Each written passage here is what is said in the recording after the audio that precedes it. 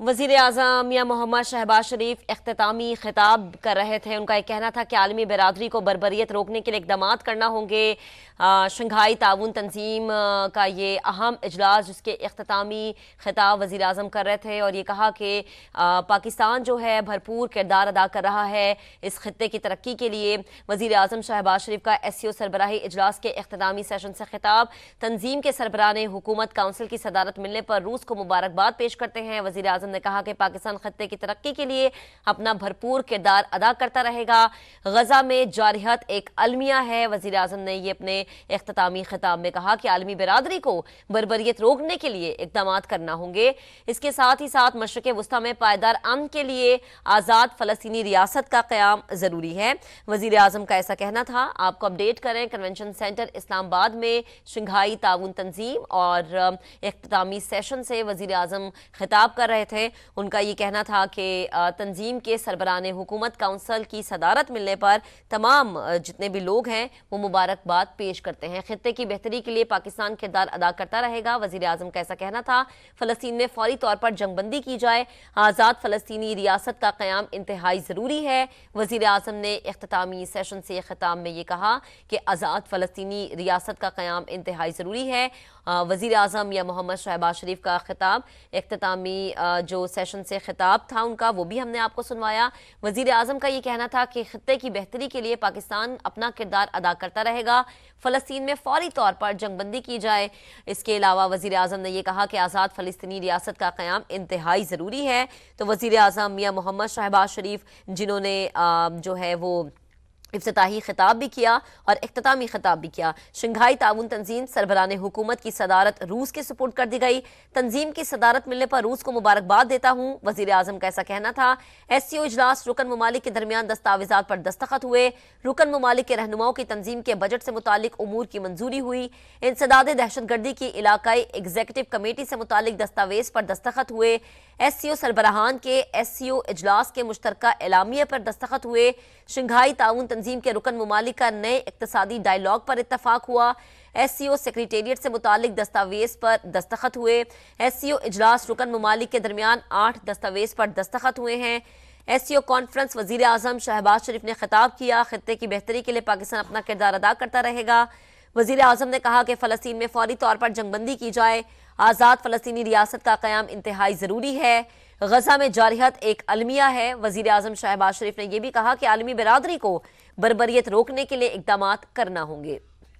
तो आपको अपडेट करें कि SCO कॉन्फ्रेंस जिसका इनेकाद पाकिस्तान ने किया था और जिसको चेयर पाकिस्तान कर रहा था और 23वां ये इजलास जिसकी सदारत का मौका पाकिस्तान को मिला था, इसी पर बात करेंगे।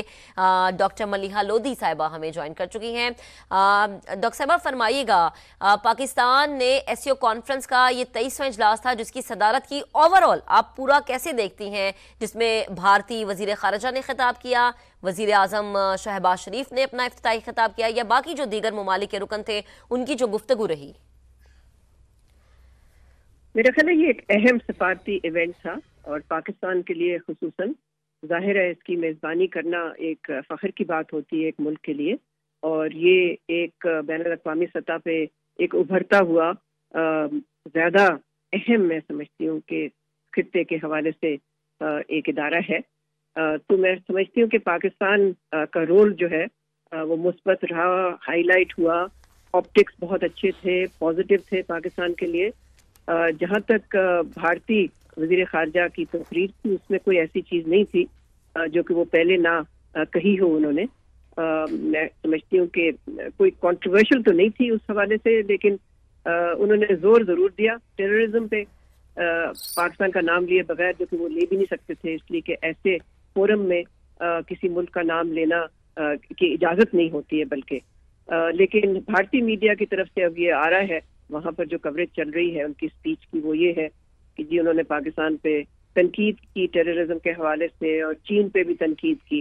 मैंने कोई ऐसी चीज़ तो नहीं देखी। उसके अलावा उनकी तकरीर में जो अहम पहलू था वो भारत काफ़ी बैनुल-अक़वामी सतह पे ये बार बार ये इशू रेज करता है और वो ये है कि ग्लोबल इंस्टीट्यूशंस जो हैं उनको रिफॉर्म होना चाहिए, इसलिए कि वो जो इंस्टीट्यूशंस हैं وہ پرانی دنیا کی عکاسی کرتے ہیں. جو نئی دنیا ہے, جو آج کل کی دنیا ہے, اس کی ریفلیکشن نہیں ہے. تو اس حوالے سے آپ کو معلوم ہی ہے کہ بھارت چاہتا ہے کہ انہیں یو این سیکورٹی کاؤنسل کی ایک پرماننٹ سیٹ ملے.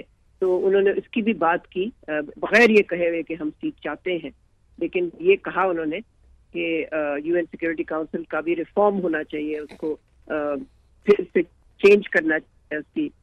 تو میں سمجھتی ہوں کہ کوئی یہ نہیں کہ توقعات کے مطابق ہی تھی ان کی اسپیچ. ہمارے وزیر اعظم کی اسپیچ جو تھی وہ بھی توقعات کے مطابق ہی تھی. کوئی ایسی چیز انہوں نے نہیں کہی جو میں کہوں گی کہ انوکھی ہے, کوئی نئی ہے. اختتام پہ انہوں نے ضرور غزہ کا ذکر کیا جو میں سمجھتی ہوں کہ مناسب تھا. باقی انہوں نے اپنی اسپیچ میں افغانستان کا تذکرہ کیا اور یہی کہا کہ جی ایک رکاوٹ جو ہے ریجنل کوآپریشن خطے کی تعاون میں وہ افغانستان کے سے جو دہشت گردی ہوتی ہے ان کی سرزمین سے, جو کہ عبوری حکومت کو روکنا چاہیے. لیکن ساتھ ساتھ انہوں نے یہ بھی کہا اور زور دیا کہ بین الاقوامی برادری کو چاہیے کہ وہ انگیج رہیں افغانستان کے ساتھ اور معاشی مدد دیتے رہیں, اس لیے کہ وہاں پر ایک ہیومینیٹیرین کرائسس ہے. ملیحہ صاحبہ یہ بھی فرمائے گا, جیسے آپ افغانستان کی بات کریے نا, تو افغانستان کا جو امن ہے وہ یقیناً خطے کے امن سے جڑا ہے. اب جو دو مین پاورز ہیں, سپر پاورز ہیں, جیسے کہ رشیا ہے اور چائنا ہے, ان کے اوپر کتنی ذمہ داری عائد ہو جاتی ہے یا ان کا کتنا کردار اہم ہوگا افغانستان کو اس چیز پہ قائل کرنے میں کہ اپنی سرزمین کسی دوسرے کے ہاتھوں میں آپ نے نہیں دینی؟ دیکھیں ان دونوں ملکوں کا جن کا آپ نے ذکر کیا, ان میں سے چین کے پاس لیوریج ہے, روس کے پاس نہیں ہے افغانستان کے حوالے سے, اس لیے کہ چین وہاں پر انویسٹمنٹ بھی کر رہا ہے, چین کے تعلقات بھی ہیں عبوری حکومت کے ساتھ. لیکن اب تک انہوں نے نہ چین کی سنی ہے, نہ پاکستان کی سنی ہے, اور نہ ہی باقی جو بین الاقوامی برادری ہے ان کی بھی نہیں سنی. عبوری حکومت نے کوئی ایسا قدم نہیں لیا جس سے کہ ہمیں یہ ایشورنس ہو کہ جی وہ واقعی جو ٹیررسٹ بیسز ہیں ان کی سرزمین پہ ان کو وہ ڈس اسمبل کر رہے ہیں, ان کو ختم کر رہے ہیں, ان کو اپروٹ کر رہے ہیں, سوائے ان کی جو جنگ ہے آئسل کے خلاف. اس کے علاوہ جو باقی گروپس ہیں وہاں پر وہ ابھی بھی افغانستان کی سرزمین کو استعمال کر کے اٹیکس کرتے ہیں, جس طرح کہ ہم نے دیکھا ہے ٹی ٹی پی کے جو اٹیکس ہیں پاکستان. صحیح. ملیحہ صاحبہ یہ بھی فرمائے گا, بات یہ کی جا رہی تھی کہ پاکستان کے پاس ایک بہت سنہری موقع ہے, بہت ایک اہم فورم ہے جس سے وہ اپنے بہت سارے تحفظات سامنے رکھ سکتا ہے, چاہے وہ معیشت کے حوالے سے ہیں, تجارت کے حوالے سے ہیں, سیکیورٹی کے حوالے سے ہیں, خطے میں امن کے حوالے سے, اور جو کہ رکھے بھی, جس پہ وزیر اعظم نے گفتگو بھی کی. دیگر جو یہ ممالک ہیں جیسے کہ رشیا ہے یا چائنا, چونکہ چائنا کے انویسٹمنٹ پہ تو ہم دیکھتے ہیں کہ پاکستان میں ایک اچھے خاصے لیول پہ چائنا انویسٹ بھی کر رہا ہے اور بھرپور اچھا ہمسایہ ہونے کا کردار بھی ادا کر رہا ہے, بھرپور طریقے سے دوستی بھی نبھا رہا ہے. تو جو باقی ممالک ہیں ان کی انویسٹمنٹ یا ٹریڈ کس حد تک اب پاکستان میں آ سکتی ہے؟ میرا نہیں خیال اس سمٹ کی وجہ سے کوئی انویسٹمنٹ آئے گی. دیکھیں چین کی جو بات اور ہے نا جس کا آپ نے ذکر کیا, اس لیے کہ چائنیز جو پرائم منسٹر ہیں وہ تو ایک باہمی بائی لیٹرل دورے پہ بھی آئے ہوئے ہیں یہاں, تو ان کی جو انویسٹمنٹ ہے اس کا ایس ٹی او سے کوئی تعلق نہیں ہے. انہوں نے جو ایگریمنٹس وغیرہ سائن کی ہیں وہ سائڈ لائنز پہ کی ہیں, ان کے پرائم منسٹر کا 4 دن کا دورہ ہے. تو میں نہیں سمجھتی کہ اس طرح سے, دیکھیں ریجنل کوآپریشن ٹھیک ٹھاک ایک ٹھیک ہے, اس کی ایک ڈائریکشن اچھی ہے, ڈکلیریشنز ہو رہے ہیں, باتیں بہت ہو رہی ہیں, لیکن ایک سمٹ سے کوئی تجارت کا اضافہ کوئی نہیں ہوگا میری نظر میں. تو میں نہیں سمجھتی کہ اس طرح سے ہوتا ہے. صحیح, ٹھیک ہے. ملیحہ صاحبہ یہ بھی فرمائے گا, کلائمیٹ چینج کے حوالے سے بھی جو ہے وہ گفتگو ہوئی, یہ موضوع بھی زیر بحث آیا, تو کیا لگتا ہے کہ اس پہ کتنی پیش رفت ہو سکتی ہے؟ جی اس پہ میرا خیال ہے پاکستان نے ماضی میں بھی ایک انیشیٹو لیا ایس سی او میں ہی, وہی موسمی تبدیلی کے حوالے سے, انوائرمنٹل پروٹیکشن کے حوالے سے. تو امید یہی ہے کہ پاکستان کا یہ انیشیٹو ہے یہ اس میں پیش رفت ہوگی, اس لیے کہ باقی ملکوں کی طرف سے بھی اس میں ظاہر ہے دلچسپی, سب کو دلچسپی ہے اس میں. دیکھنا یہ ہے کہ آیا باتوں سے بھی آگے جائیں گی یہ صورتحال, تعاون اصلی ہوگا یا صرف باتوں تک ہی محدود رہے گا؟ صحیح. ملیحہ صاحبہ یہ بھی فرمائے گا کہ جیسے بھی آپ بھارت کا بھی ذکر کر رہی تھی نا کہ وہاں کے میڈیا پہ یہ خبریں چل رہی ہیں. جی شنکر جب ابھی گفتگو بھی کر رہے تھے، خطاب بھی کر رہے تھے، تو انہوں نے اپنی بھی ٹریڈ کے حوالے سے بات کی اور انہوں نے کہا کہ اچھا ہمسایہ ہونے کا بھی حق ادا کرنا ہوگا. تجارت کے حوالے سے بھی انہوں نے بات کی. وزیر اعظم یہ کہہ رہے تھے کہ علاقائی ترقی کے منصوبوں کو سیاسی زاویوں سے ہمیں نہیں دیکھنا چاہیے، لیکن بھارت کے کچھ انٹرسٹ شاید ڈیفرنٹ ہے، یا ہم یہ کہہ سکتے ہیں کہ چونکہ ہماری بھارت کے ساتھ اب کوئی ٹریڈ نہیں ہو رہی ہے، سیکیورٹی کوآپریشن کے حوالے سے ہم کیا امید رکھیں بھارت سے پھر؟ دیکھیں اس وقت تو بھارت اور پاکستان کے درمیان ایک ڈیڈ لاک ہے جی، اور بہت عرصے سے وہ ڈیڈ لاک برقرار ہے، اور اس کی وجہ بھی آپ اچھی طرح سے جانتے ہیں کیا ہے.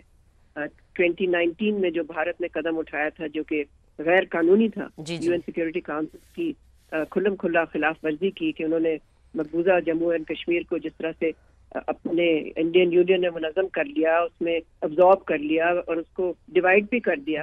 تو اس کے بعد سے تو آپ کو معلوم ہے کہ تعلقات جو ہیں وہ کبھی بہتری کی طرف نہیں جا پائے.